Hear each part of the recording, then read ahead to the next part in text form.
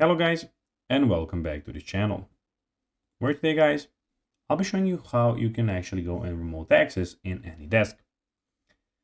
So guys, the first thing that you of course need to do is go to www.anydesk.com and you'll be greeted by a screen like this. After that, you just need to go and log into your profile guys, but of course you just need to go and of course this is a free license, non-professional use, and you can go and start your license, trial license, or buy the actual application. But now guys, let's see what we actually have in front of us here.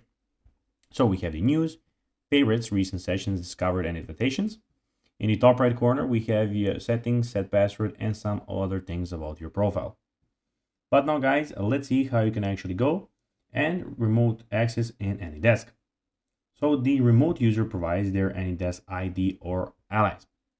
On the local device, you can enter the ID alias of the remote client you wish to connect to in the remote desk field. Request a session by pressing enter or return on the keyboard or clicking connect. Double click the download AnyDesk file and AnyDesk will start immediately.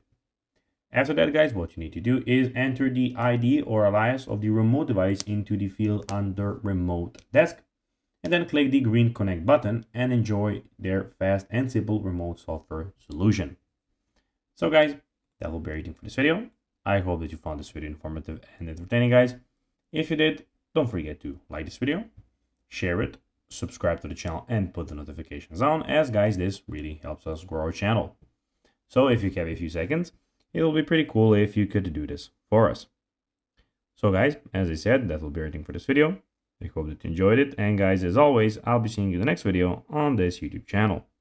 Until then, bye guys.